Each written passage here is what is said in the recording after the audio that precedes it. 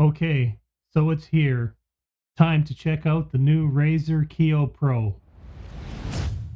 Okay, so let's go ahead and unbox the Razer Kiyo Pro. And I have to say, it's a very premium package experience. So the unboxing experience here does feel very premium. Once we get into the package, we see an introduction and welcome sheet, as well as a small instruction booklet.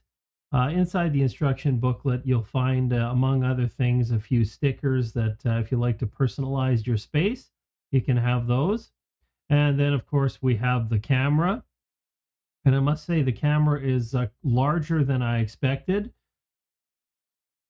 It appears to be significantly heavier also than other webcams that I've seen in the past. Also inside the packaging, it appears we have a few other items. USB cable here. And this USB cable also, it seemed fairly robust actually. It's a USB-C to USB-A cable. So then also in the package, we have what appears to be a lens cap. I'll just tear that open here. Yes, yeah, this would be a cap that goes over the front of the camera, so it covers the entire front of the camera. The camera itself, again, appears to be quite robust, very well built. The mounting base has some adjustment on it by the looks of it, and a very large lens area. We'll go ahead and peel the sticker off the Corning Gorilla Glass 3, and yeah, there's no question here. This looks like a very premium product. Now, I have to say that the Kiyo Pro is one of the heaviest webcams that I've seen. It actually feels very robust. It's got a USB-C port on the back. The clamp is extremely sturdy when I look at it, and it also has a pivoting motion on the top. So a lot of adjustment on this. As well, you have the option of taking the camera off of the base and attaching it with a regular camera tripod mount. So very versatile camera, and again, looks extremely sturdy. So let's hook it up and see what it's like. Okay, and here's the Razer Kiyo Pro. And I got to tell you, this camera is unbelievable for a webcam. You take a look at right now at the exposure. I mean, I'm in a room here with very focused lighting. I have areas that are specifically darker than others, and I have two monitors in this view, and we're not getting any real loss of fidelity. It's quite amazing. Now, I have this in the HDR mode right now, and we'll take a look at what the difference is in some of the options when I get into the control panel. But again, I mean, pretty amazing quality for a webcam. And now just moving around, this camera has autofocus, and there's been a number of comments about autofocus being an issue in that with it not following. And the other thing I found in my testing is that putting it into manual focus mode really isn't much of an issue at all. It has a pretty good range when you lock it in on one focus. So that's typically, I think, how I would use this. But really, the autofocus, not a very big deal unless you're moving around a lot. Sometimes when you have your hands in the picture too, it can hunt for focus a little bit. But other than that, actually, it works pretty well. The camera itself, as I said, is very solid. I mean, very well built camera. I have this mounted just slightly above the monitor that I'm looking at on this particular shot. And really, it's solid, good mount on the monitor itself, and no issues. I mean, the glass is Corning Gorilla Glass 3, so durability should be excellent on this camera as well. So really happy with the response from this. Certainly a big step up from what webcams have been in the last number of years.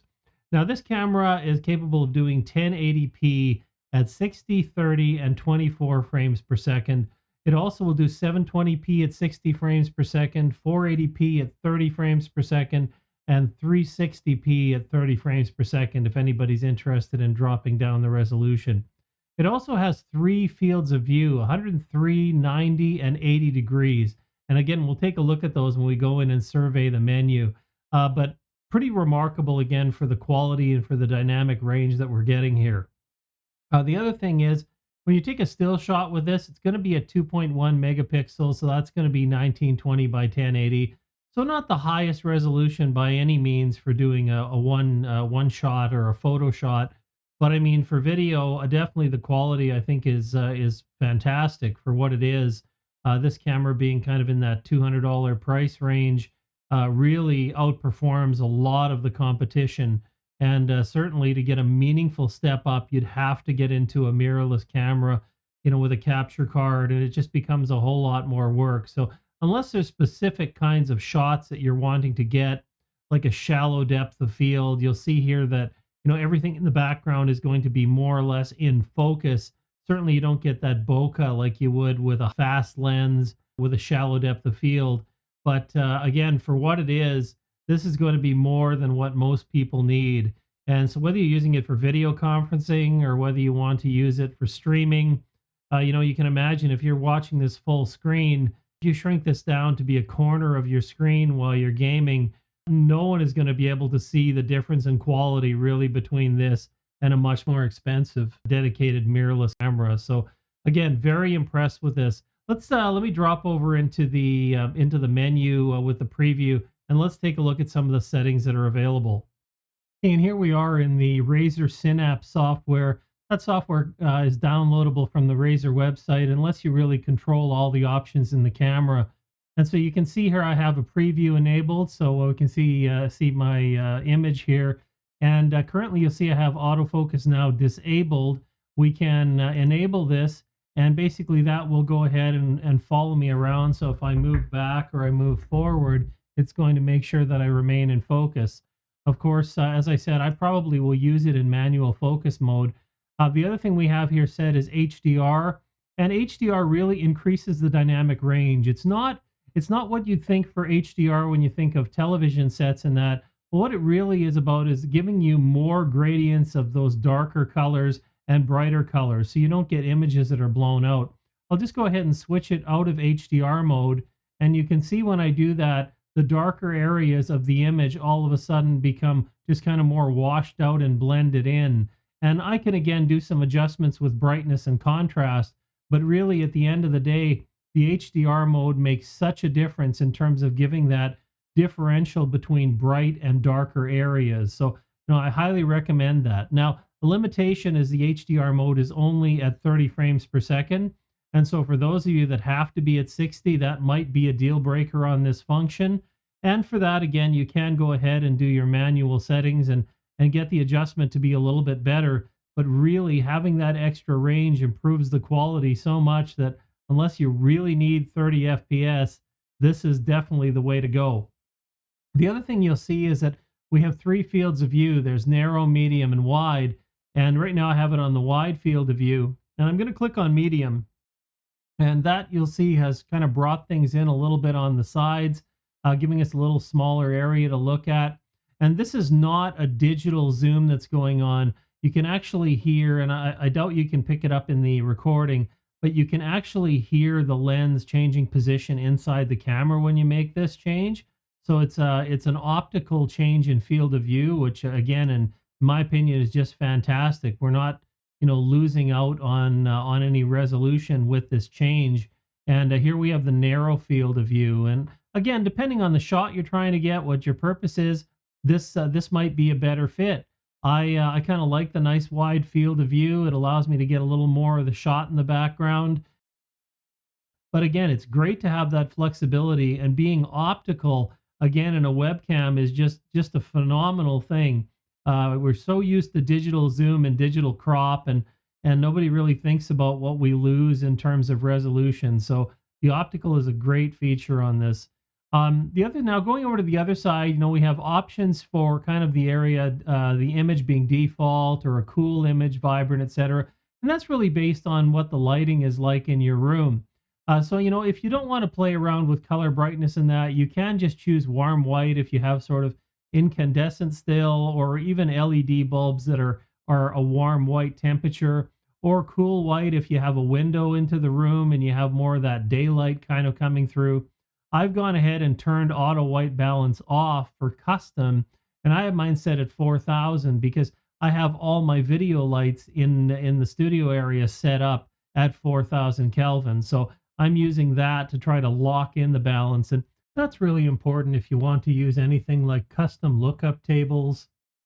Get that constant color in OBS, or if you're recording a series of videos and you'd like to have an even color temperature across them. Generally speaking, if you can control the lighting in the room, it's a lot better to go with a fixed color temperature, just as you would with any other camera. I have all of my cameras set at 4000 Kelvin again to match my video lights. So again, that's what I recommend. We do have control over brightness, contrast, and saturation. You see with brightness, as I bring it up, what will happen is the whole image will brighten, but this is kind of just an artificial change in the overall brightness. It's not an exposure control per se that we would have. So I again leave mine sitting around 75. Same with contrast. I mean, we can have more contrast in the image if we like, or we can bring it down and have a much softer image if that's what we're looking for. Again, this is kind of about just the personal preference of how you want your shot to look, but certainly there is a wide range of adjustment. And then the same thing with saturation. You know, we can bring the color saturation up if we want to have a lot more color in the video, and we can bring it back down if we want to have sort of very a little more pale look. I like it somewhere in between. I don't like it to look like I'm adding a lot of color to my image. So I've actually gone ahead and taken this camera and created a LUT for it, or a lookup table, and balanced it with my other cameras so that I can get the view kind of side by side or switching from one to the other without changing a lot of the color appearance. But that and I do have another video on how to create LUTs as well. So if you're interested in how to set up a LUT or a lookup table that you can then use with OBS to kind of fine tune the color, you can check out that video and see how that's put together. The other thing is there's an option here for advanced settings. And in the advanced settings area, what that does, I'm just going to have to bring it in, popped up on one of my other monitors. When I bring in the sort of advanced properties, it brings up the Windows control. And you can see, you know, we still have brightness, contrast, and saturation as we did on the Razer Synapse. But now we've added sharpness, white balance, again, which is on the Synapse software, backlight compensation and gain, as well as a power line frequency adjustment. And this is for flicker. And again, I wanted to shoot this image here with having two displays in the background. So you'll see the one side of me has my SDRTK wallpaper, and the other one has a moving Razer logo. And you can see that flicker is not an issue with this. Same thing with the lights, but you do have the option to switch between 60 and 50 hertz. Then in the camera control section, we have zoom, focus, exposure, pan, and tilt. And just as you would expect, these do everything you think. You know, if you're wanting a little bit closer in shot, you can use the zoom, and that will definitely bring you up much closer into the image. So again, just depending on what, you know, on what you're trying to achieve for the shot. So I really recommend that. And focus again can be set here, just like in the other area. So a lot of functions and options available in this in this software. Also, well, you can adjust your pan and tilt in the software because of the adjustability in the mount that comes with this webcam. You can really tilt it and angle it in any way that you want. Again, I have this right now just sitting on top of a monitor as I plan to do this shot and show you the Synapse software and what my settings are like on it. But really, either that, or if it was on a ball head, you can go ahead and set the adjustment. It's always better to take full advantage of the sensor in the camera than to use digital adjustments for pan and tilt. You're usually giving something up. So for me, I like it at the wide setting. I am using the HDR mode here because, again, I get a lot more dynamic range for my shot. And I prefer to have a little bit darker background in the studio space. I've got various colored lights in here. I've got the RGB happening. Have my various collectibles and that in the background, and then video lighting on myself. And so because of that, we end up with kind of a wide range. I also have some room darkening curtains behind me to block out the window. And again, that's because I want to control the lighting in the space and be able to choose things like fixed white balance. So a lot of functions anyways available in the Synapse software and within the Windows adjustments as well. And pretty much get this dialed into exactly the way you want it to look. And here we are back on the Kiyo Pro being captured directly into OBS. And again, I've got to say the quality of the image from this webcam is pretty amazing. Really, I haven't seen this level of dynamic range from a webcam. Really, I encourage you, if you're thinking about maybe making the jump to a better quality webcam, can't decide whether you're looking at a mirrorless camera, really check out your use case. And do you need the extra functions? Certainly there are things we can do, with a mirrorless camera and adjustable lenses, like I mentioned, depth of field and bokeh. But there are other things. Certainly, anytime we can change the lens, we can get a far more variety in our shot. But nonetheless, if those kinds of things aren't what you're looking for, this can really simplify your workflow and give you some fantastic results. And the other thing I guess I should say at this point is, if you're liking this video, I would encourage you to either subscribe or smash that like button. It definitely helps me out with the channel and gives me a good idea of the kinds of content you'd like to see. So again, if you're enjoying this or finding it useful, I can ask you to consider that. So let's take a look at what the image might look like from another camera option, which I haven't mentioned so far, which is from a phone. And I'm going to use an iPhone XR in the next shot, and let's see just what the difference looks like. Okay, and now you're looking at the image on an iPhone XR, and I'm using this through Webcam, which is a pretty common use case when you might want to use your iPhone as a camera instead of a dedicated webcam. And as you can see, the iPhone has a lot of dynamic range. Now, I could record this directly into the iPhone and have 4K options and enhanced quality, but this is 1080p. So I want to give you kind of a 1080p comparison, one against one. And so the iPhone here, as you can see, certainly has very good dynamic range. We'll try one other iPhone as well. I'm going to show you what this looks like through an older iPhone, because some of you might have an older phone around that you were thinking about using as a webcam. So next I'll show you Webcam with the iPhone 5S. So considerably older generation, just to give you an idea of what the range would be like. And but before we do that, I guess what I'd like to do is just give you a split screen with the iPhone and the Razer Kiyo and let you take a look at what that looks like. Okay, so now I've set up a side-by-side with the iPhone XR with Webcam versus the Razer Kiyo Pro. And when you take a look at it, I've tried to set them up with the color as close as possible. I've adjusted the brightness a little bit on the camera just to get things as similar as possible. And you see you can achieve a very similar shot using an iPhone, again with the Webcam software, as you can with the Razer. Not a dedicated solution, and of course in full screen mode, not quite as wide of a shot in 1080p from the iPhone. The wide angle lens in the Razer Kiyo Pro gives you that extra width in your shot, which I think is really nice. You even see here in this image that I appear a little closer in the iPhone than on the Razer. And the thing is, I have the cameras as close to one another as possible for this shot, so you're getting kind of the same perspective from each camera. So this is what it looks like. Now let's drop out of this and take a look at the Razer again, and then we'll switch over to the iPhone 5S. Okay, and now I'm back on the Razer Kiyo Pro just to give you a chance again to sort of normalize your vision looking at the screen. And now we'll switch over to the iPhone 5S through Webcam. Okay, so here we have the iPhone 5S beside the Kiyo Pro, and we certainly can see that the 5S is showing its age. The camera, while good and still likely better than most webcams on the market, doesn't really stack up against the Kiyo Pro in terms of dynamic range.